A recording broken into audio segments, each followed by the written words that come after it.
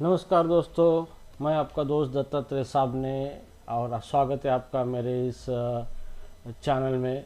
तो आज के इस वीडियो में हम सीखेंगे रिएक्ट जेएस के बारे में। रिएक्ट जेएस क्या होता है उसका इंट्रोडक्शन हम सीखेंगे। तो ये सारी जो वीडियो है मेरी, ये पूरी प्योर हिंदी में होने वाली है। आपको सीखने में कोई दिक्कत नहीं होगी और आप हिंदी में सारे कॉन्सेप्ट अच्छी तरीके से समझ सकोगे। तो एक बार आपको अंडरस्टैंड हो गया कि कंसेप्ट अच्छी तरीके से समझ में आए तो आप उसको इंग्लिश में कन्वर्ट करके बोल सकते हो। तो हम वो भी चीज़ करेंगे। तो मेन चीज़ ये है कि ये जो सीरीज़ है पूरी, ये पूरी हिंदी में होने वाली है। तो आपको बहुत मज़ा आएगा क्योंकि हिंदी वाला लैंग्वेज आप सबको समझ में आती है। ठीक है, तो आज शुरू करेंगे। आज का जो वीडियो है इंट्रोडक्शन ऑफ रिएक्ट जेएस। तो रिएक्ट जेएस का इंट्रोडक्शन हम देखेंगे, वो भी हिंदी में। तो चलो स्टार्ट कर देते हैं हम यहाँ पे। तो यहाँ पे रिएक्ट जेएस क्या होता है, सबसे पहले हम देखेंगे रिएक्ट जेएस क्या होता है। तो रिएक्ट जेएस एक फ्रंट एंड जावास्क्रिप्ट लाइब्रेरी है जो यूआई यूज़र इंटरफेस बनाने के लिए उपयोगी होता है। तो ये चीज़ हमेशा ध्यान में रखना है कि रिएक्ट जेएस जो है ये एक लाइब्रेरी है, ना कि फ्रेमवर्क है। तो ये लाइब्रेरी का इस्तेमाल किया हमें इंटरैक्टिव यूआई बनाने के लिए, यूज़र इंटरफेस बनाने के लिए इसका इस्तेमाल होता है। तो हम इसको एप्लीकेशन डेवलप करने के लिए भी रिएक्ट का इस्तेमाल कर सकते हैं, लेकिन ये एक लाइब्रेरी होती है, वो लाइब्रेरी है जो कि फेसबुक ने उसको बनाया है। अब हम देखेंगे इसके बारे में। तो ये फास्ट वेबसाइट रीयूजेबल कंपोनेंट बनाने के लिए, वेबसाइट फास्ट बनाने के लिए, पेज रिलोड के बिना डाटा अपडेट करने के लिए, बड़े एप्लीकेशन आसानी से बनाने के लिए। तो रिएक्ट जो है वो बहुत सारी फ्रंट एंड डेवलपमेंट में यूज़ किया जाता है, जैसे वेबसाइट बनाने के लिए, लार्ज वेबसाइट के कंपोनेंट बनाने के लिए इसका इस्तेमाल किया जाता है। रीयूजेबल कंपोनेंट हम इस बना सकते हैं और उसका बार बार यूज कर सकते हैं। फास्ट वेबसाइट बनाने के लिए रिएक्ट जेएस का इस्तेमाल कर सकते हैं। तो रिएक्ट जेएस को फेसबुक ने, अभी उसका नाम मेटा हुआ है, उसने बनाया है। तो ये चीज़ हमें पता होना ज़रूरी है रिएक्ट जेएस के बारे में। तो आगे हम देखेंगे इसके बारे में रिएक्ट जेएस क्यों बनाया गया है, तो इसकी रियल स्टोरी क्या है। अब कोई भी चीज़ बनाने से पहले उसके पीछे कुछ स्टोरी होती है। तो ये क्या स्टोरी है हम यहाँ पे देखेंगे कि रिएक्ट जेएस को बनाना क्यों पड़ा फेसबुक को, जो कि अभी मेटा है। तो पहले वेबसाइट जब बड़ी हो जाती थी तो उसमें कोड बहुत मेसी हो जाता था।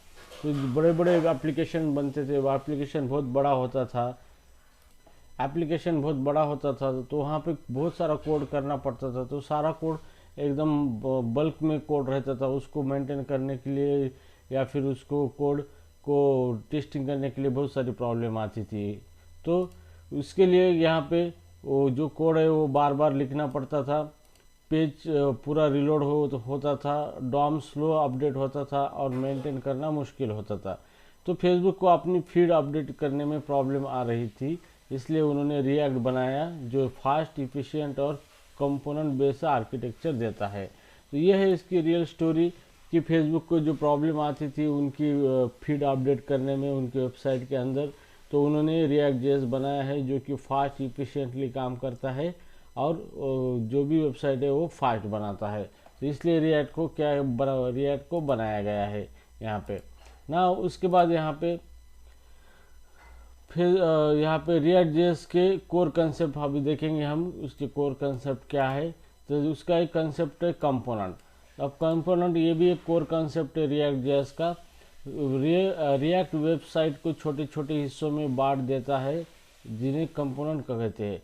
तो जो भी रिएक्ट जेएस है, यहाँ पे जो भी वेबसाइट है उसको छोटे छोटे हिस्सों में हम डेवलप करते हैं। तो वही छोटा हिस्सा जो होता है वेबसाइट का, उसी को कंपोनेंट कहा जाता है। तो जो भी हम वेबसाइट बनाते हैं रिएक्ट के अंदर, तो हम छोटे छोटे कंपोनेंट बनाते हैं और उसको जोड़ के हम वेबसाइट पूरा बनाते हैं, तो उसी को कंपोनेंट कहा जाता है। जैसे कि एग्जांपल में देखो, वेबसाइट के अंदर नाव बार होता है, साइड बार होता है, फुटर होता है, लॉगिन फॉर्म होता है, प्रोडक्ट कार्ड होता है। ऐसे बहुत सारे अलग अलग पार्ट्स होते हैं जिसको हम कंपोनेंट कहते हैं। हर कंपोनेंट एक छोटा यूआई ब्लॉक होता है। तो जो भी यूआई ब्लॉक होता है छोटा सा, उसी को हम कंपोनेंट कहते हैं। वो एक अपना रोल परफॉर्म करता है। तो सीधा सीधा मोटा मोटा कहने का मतलब यही होता है कि हम छोटे छोटे कंपोनेंट बनाते हैं स्पेशल फंक्शनैलिटी के लिए, और उसको जोड़ के हम एक बड़ा एप्लीकेशन बनाते हैं। तो जब भी रिएक्ट के अंदर हम ऐप बनाते हैं तो उस ऐप को छोटे छोटे टुकड़ों में डेवलप करते हैं। वही छोटा टुकड़ा जो होता है वो कंपोनेंट होता है और उसी को हम बाद में यूज़ करके एप्लीकेशन बनाते हैं, उसी को कंपोनेंट कहते हैं। ये कॉन्सेप्ट है रिएक्ट जेएस का। हर कंपोनेंट एक छोटा यूआई ब्लॉक होता है। जैसे एग्जांपल में देखो यहाँ पे ये कंपोनेंट यहाँ पे बनाया गया है, तो हम आगे प्रैक्टिकल में देखेंगे कंपोनेंट किस तरीके से बनाया जाता है। तो कंपोनेंट सिंपली एक फंक्शन होता है और जो कि JSX रिटर्न करता है। अभी इस क्या है क्या नई चीज़ें हम आगे देखने वाले हैं। आज हम सिर्फ इंट्रोडक्शन देखेंगे रिएक्ट जेएस का, वो भी हिंदी में, कि आपको रिएक्ट जेएस क्या है पता चले। उसके बाद है JXS जावास्क्रिप्ट एंड XML। ये भी एक कॉन्सेप्ट होता है रिएक्ट जेएस का। यहाँ पे हमने देखे हैं कि रिएक्ट जेएस की कोर कॉन्सेप्ट, तो ये चीज़ आपको ध्यान में रखना है। जैसे कंपोनेंट कोर कॉन्सेप्ट है, उसके बाद रिएक्ट JSX कोर कॉन्सेप्ट है, जावास्क्रिप्ट एंड XML उसको कहा जाता है। तो रिएक्ट में हम HTML जैसे दिखने वाला कोड लिखते हैं, इसे JX कहते हैं। तो हम जो भी रिएक्ट एप्लीकेशन बनाते हैं तो हम जावास्क्रिप्ट के अंदर HTML का कोड इस्तेमाल कर सकते हैं। HTML कोड के जैसा कोड हम इस्तेमाल कर सकते हैं, उसी को JSX कहा जाता है। एग्जाम्पल जैसे हमने यहाँ पे रिटर्न किया है H1 टैग के अंदर हेलो रिटर्न किया है, तो यहाँ पे हमने जावास्क्रिप्ट के अंदर HTML को यूज़ किया है, उसी को हम JSX कहते हैं। तो यही है जावास्क्रिप्ट एंड XML। तो JSX इंटरनल जावास्क्रिप्ट फंक्शन में कन्वर्ट हो जाता है। तो जब भी हम JSX यूज करते हैं हमारे रिएक्ट जेएस एप्लीकेशन में, तो इंटरनली वो क्या होता है जावास्क्रिप्ट फंक्शन में कन्वर्ट होता है। तो यहाँ पे उसके बाद है प्रॉप्स। प्रॉप्स भी एक कोर कंसेप्ट है हमारे रिएक्ट जेएस का, जो कि प्रॉप्स कंपोनेंट को डाटा भेजने के लिए यूज होते हैं। तो जब भी हम कंपोनेंट बनाते हैं तो कंपोनेंट बनाने के बाद उस कंपोनेंट को हम बाहर से डाटा भेज सकते हैं, तो वो भेजने के लिए प्रॉप्स का इस्तेमाल होता है। तो प्रॉप्स क्या है हम आगे देखेंगे, इसके लिए ऊपर सेपरेट चैप्टर है हमारे। तो प्रॉप्स डाटा भेजने के लिए यूज़ होता है, जो भी हमारा कंपोनेंट है उसको डेटा हम भेजते हैं थ्रू आउट द प्रॉप्स। तो डाटा भेजने के लिए प्रॉप्स का इस्तेमाल किया जाता है। ये भी एक कोर कंसेप्ट है। जैसे ये हमारा कंपोनेंट है, ये यहाँ पे प्रॉप्स ये है, पैरामीटर है यहाँ पे। तो कंपोनेंट को डेटा भेजने के लिए प्रॉप्स का इस्तेमाल किया जाता है। उसके बाद स्टेट आता है। स्टेट भी एक कोर कंपोनेंट है, कोर कॉन्सेप्ट है रिएक्ट जेएस का। स्टेट वह डाटा है जो समय के साथ बदल सकता है। तो कंपोनेंट के अंदर हम कुछ डेटा स्टोर करते हैं और वो डाटा सिचुएशन के साथ बदल सकता है, उसी को स्टेट कहा जाता है। तो जो भी स्टेट होती है कंपोनेंट के अंदर वो इम्पॉर्टेंट होती है डेटा स्टोर करने के लिए, और स्टेट हमेशा बदल सकती है एप्लीकेशन के हिसाब से, एप्लीकेशन के बिहेवियर से, रिक्वायरमेंट के हिसाब से वो चेंज हो सकती है। तो स्टेट का मतलब यही होता है कि वो सिंपल डेटा होता है जो हम एप्लीकेशन के अंदर उसको स्टोर करते हैं। तो स्टेट मेंटेन करने के लिए यूज स्टेट फंक्शन का इस्तेमाल होता है, इसको हुक कहा जाता है। ये हम बाद में देखेंगे क्या है। तो स्टेट चेंज होते ही यूआई ऑटोमेटिकली अपडेट होता है। तो रिएक्ट जेएस का जो मैकेनिज्म है, अगर कोई डेटा चेंज होता है मतलब स्टेट चेंज होती है, तो उसका यूआई ऑटोमेटिकली अपडेट होता है, री रेंडर होता है, ताकि नया डेटा स्क्रीन के ऊपर रिफ्लेक्ट हो सके। तो इसलिए उसको स्टेट जो होती है वो अपडेट होने के बाद क्या करता है, रिएक्ट जो भी यूआई है उसको री रेंडर करता है उसको, ताकि जो भी नया डेटा आया है स्टेट का वो डेटा दिख सके स्क्रीन के ऊपर। अब यहाँ पे और एक मेन कॉन्सेप्ट है that is called as the virtual DOM. Interview में आपको इसके बारे में बहुत ज़्यादा पूछा जा सकता है, वर्चुअल डॉम के बारे में। अब ये वर्चुअल डॉम क्या होता है? रिएक्ट एक्चुअल डॉम को डायरेक्टली अपडेट नहीं करता। तो डॉम जो होता है ये डॉक्यूमेंट ऑब्जेक्ट मॉडल होता है। जैसे भी आपका वेब पेज जो होता है उस सेम पेज का एक डॉक्यूमेंट ऑब्जेक्ट मॉडल मतलब जावास्क्रिप्ट ऑब्जेक्ट होते हैं ब्राउज़र के अंदर। तो ये वर्चुअल डॉम का मतलब क्या होता है कि रिएक्ट क्या करता है, जो एक्चुअली जावास्क्रिप्ट का पेज है, जो भी HTML का पेज है, उसी पेज की तरह एक उसका कॉपी बनाता है, जावास्क्रिप्ट ऑब्जेक्ट की कॉपी बनाता है डॉम की। और कॉपी बनाने के बाद फिर कंपैरिजन करके सिर्फ बदला हुआ हिस्सा अपडेट करता है। तो ये क्या करता है कि फिर जो भी हमने डेटा चेंज किया है वेब पेज के अंदर, तो पहली कॉपी और ये दूसरी कॉपी कंपेयर करता है, और जितना डेटा चेंज हुआ है उतना डेटा ही क्या करता है, डॉम अपडेट कर देता है। तो इससे क्या होता है कि हमें पूरा डॉम अपडेट करने की कोई ज़रूरत नहीं होती है। इससे एप्लीकेशन फास्ट होता है, जल्दी वर्क होता है और स्पीड उसकी बढ़ती है। तो यहाँ पे इससे यूआई तेज़ होता है। तो इस तरीके से ये जो डॉम है, डॉम वर्क होता है। हम डॉम के बारे में भी देखेंगे यहाँ पे। तो डॉम जो है हमारा डॉक्यूमेंट ऑब्जेक्ट मॉडल, तो ये एक जावास्क्रिप्ट ऑब्जेक्ट होता है हमारे HTML पेज का। तो उसके अंदर अगर हम चेंज करेंगे तो HTML पेज के अंदर चेंज होता है। तो अगर हमें डेटा चेंज करना है तो रिएक्ट सेम डॉम कॉपी कर देता है और उसके अंदर कंपेयर करता है कि कौन सा हिस्सा अपडेट हुआ है एप्लीकेशन के थ्रू। जो हिस्सा अपडेट हुआ है उसी हिस्से को क्या करता है, चेंज करके अपडेट कर देता है ब्राउज़र में, ताकि पूरा डॉम अपडेट करने की ज़रूरत ना पड़े और हमारा एप्लीकेशन फास्ट हो जाए। तो ये होता है वर्चुअल डॉम का कंसेप्ट ना। उसके बाद ये रिएक्ट हुक्स, ये बहुत ही ज़रूरी होता है क्योंकि सारे एप्लीकेशन जो रिएक्ट में बन रहे हैं ये रिएक्ट हुक के ऊपर ही बन रहे हैं। तो हुक रिएक्ट के स्पेशल फंक्शन होते हैं। अब इंटरव्यू में आपको अगर कोई पूछा जाए व्हाट इज़ द हुक, तो आप सिंपल कह सकते हैं कि it is a function of the react. React के कुछ फंक्शन होते हैं, उसी को आप हुक कहते हैं। तो सबसे इम्पोर्टेंट हुक है, जैसे यूज स्टेट हुक होता है। हम हुक के बारे में सेपरेट वीडियो देखेंगे। ये स्टेट मैनेज करने के लिए यूज स्टेट हुक इस्तेमाल किया हो जाता है। यूज इफेक्ट, ये भी हुक है, इसी को फंक्शन कहा जाता है। तो साइड इफेक्ट जैसे कि API कॉल करना, टाइमर, लोकल स्टोरेज का एक्सेस क्लीन अप करना, तो ये सारे जो काम होते हैं इसको साइड इफेक्ट कहते हैं। मतलब UI रेंडर करना जो छोड़ के जो भी टास्क होते हैं उसी को साइड इफेक्ट कहा जाता है। तो जो भी हमें अदर टास्क करने हैं तो हम यूज इफेक्ट का इस्तेमाल करेंगे। उसके बाद यूज रेफरेंस जो होता है ये भी एक फंक्शन होता है, हुक होता है डॉम एक्सेस करने के लिए। जो भी डॉम है हमारे पास उसको एक्सेस करने के लिए यूज रेफरेंस का इस्तेमाल किया जाता है। उसके बाद है use context, global data share करने के लिए। हमारा एप्लीकेशन के अंदर हम ग्लोबली डेटा शेयर करने के लिए यूज कॉन्टेक्स्ट फंक्शन का इस्तेमाल करते हैं।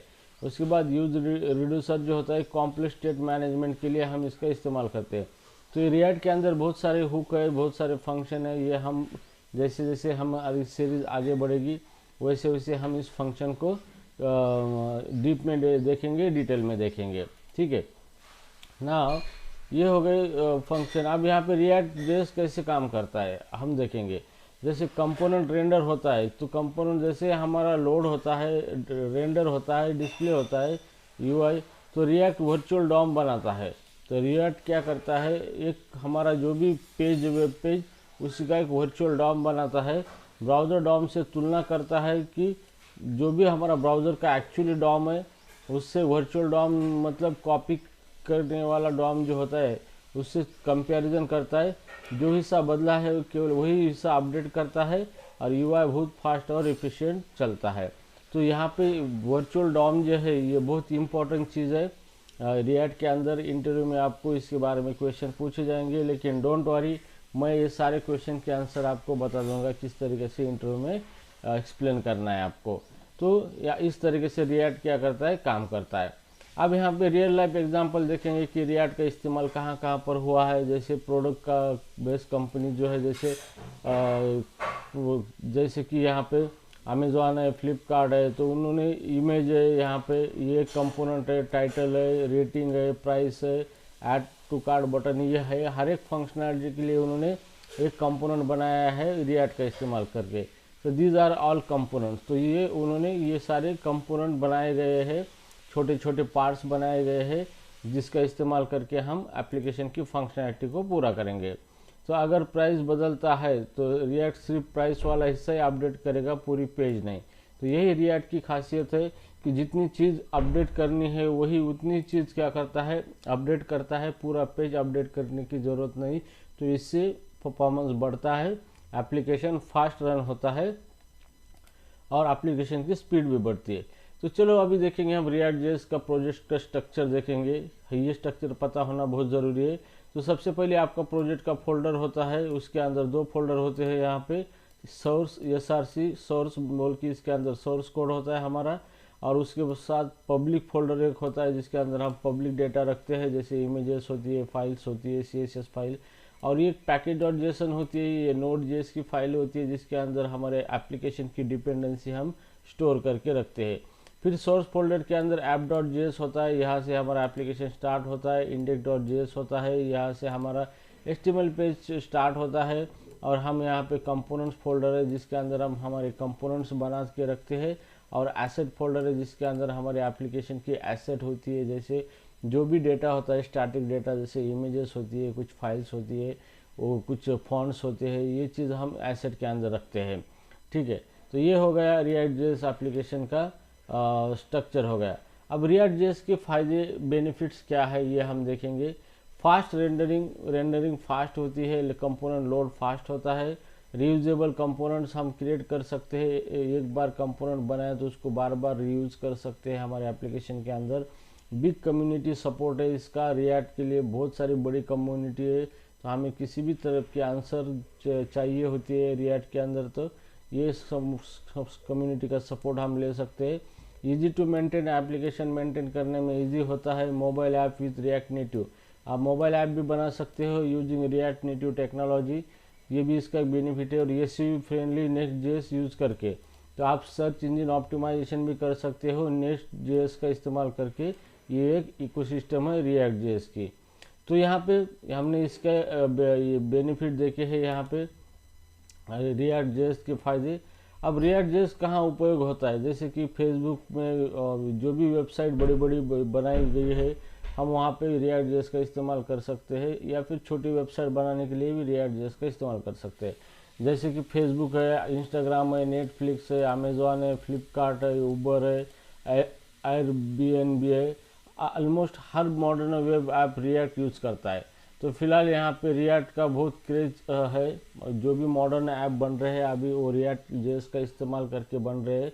और कंपनी में रिएक्ट जेएस डेवलपर की भी डिमांड बहुत हाई हो रही है, जो कि आपको जॉब मिलने में बहुत आसानी हो जाएगी अगर आप रिएक्ट जेएस अच्छी तरीके से करते हो तो रिएक्ट जेएस सीखने का सही रोड मैप क्या है, अगर हम देखें तो यहाँ पे हमें बेसिक जावास्क्रिप्ट आना चाहिए। तो ये रिएक्ट जेएस जब भी हम सीखना चाहते हैं तो ये पूरा जावास्क्रिप्ट बेस है, और ये रिएक्ट जेएस टाइपस्क्रिप्ट के साथ भी हम इस्तेमाल कर सकते हैं और जावास्क्रिप्ट के साथ भी इस्तेमाल करते हैं। तो most of the company JavaScript के ऊपर वर्क करती है। तो रिएक्ट जेएस आपको सीखना है तो आपको पहले जावास्क्रिप्ट आना बहुत ज़रूरी है। उसके बाद जावास्क्रिप्ट के ES6 कंसेप्ट आपको आना ज़रूरी है। उसके बाद JX आना ज़रूरी है, कंपोनेंट्स आना ज़रूरी है। तो ये आपको इस प्रॉप्स क्या होता है, state, hooks, event, conditional rendering कैसे होती है, लिस्ट की format handling, API calls, React router, context API, Redux, जो स्टैंड फॉर स्टेट मैनेजमेंट के लिए ये यूज़ होता है। डिप्लॉयमेंट, वर्सल, नेटलिफाई के ऊपर आप उसको डिप्लॉय कर सकते हैं। तो आपको ये सारी चीज़ें अगर आप सीखते हो तो आपको आसानी से कोई भी कंपनी में, बड़ी कंपनी में रिएक्ट जेएस के ऊपर आपको बड़ी सैलरी की जॉब मिल सकती है। फिलहाल रिएक्ट को लेकर बहुत ज़्यादा क्रेज चालू है कंपनी के अंदर, लेकिन सिर्फ रिएक्ट ही सफिशिएंट नहीं है, आपको बैकएंड भी सीखना पड़ेगा, बैकएंड और फ्रंट एंड। तो अगर आप सीखते हो तो आप react JS full stack developer बन सकते हो। तो आपको बैकएंड के ऊपर भी ध्यान देना है, लेकिन उससे पहले हमें फ्रंट एंड सीखना है रिएक्ट जेएस, जिसके अंदर हमें बहुत अच्छी कमांड लेनी है। हमें इजी छोटे छोटे कंसेप्ट नहीं सीखने हैं, हमें एप्लीकेशन ओरिएंटेड सीखना है, ताकि हम खुद के प्रोजेक्ट्स बना सके, खुद की वेबसाइट बना सके, इंटरेक्टिव रोबस्ट वेबसाइट बना सकते, सिक्योर वेबसाइट बना सकेंगे रिएक्ट के अंदर। तो ये थे रिएक्ट के बारे में जो इंट्रोडक्शन में मैंने बताया है आपको पूरा हिंदी में, कि ये जो रिएक्ट जेएस है क्या है, किस तरीके से काम करता है, कंपोनेंट क्या होते हैं। और रिएक्ट जेएस बहुत बड़ा है, लेकिन हमें पढ़ाया जाता है बहुत छोटा सा, लेकिन कंपनी के हिसाब से हम यहाँ पे जो इंडस्ट्री में चीज़ें चाहिए उसी के हिसाब से हम यहाँ पे आपको पढ़ाएंगे इस सीरीज़ में। तो ओके दोस्तों, आज की वीडियो में बस इतना ही। मिलते हैं हम मेरे अगले वीडियो में, जहाँ से हम रिएक्ट जेएस का कोडिंग स्टार्ट करेंगे, और वो भी पूरा हिंदी में, ताकि आपको सारे कंसेप्ट समझ में आ सके। तब तक के लिए थैंक यू।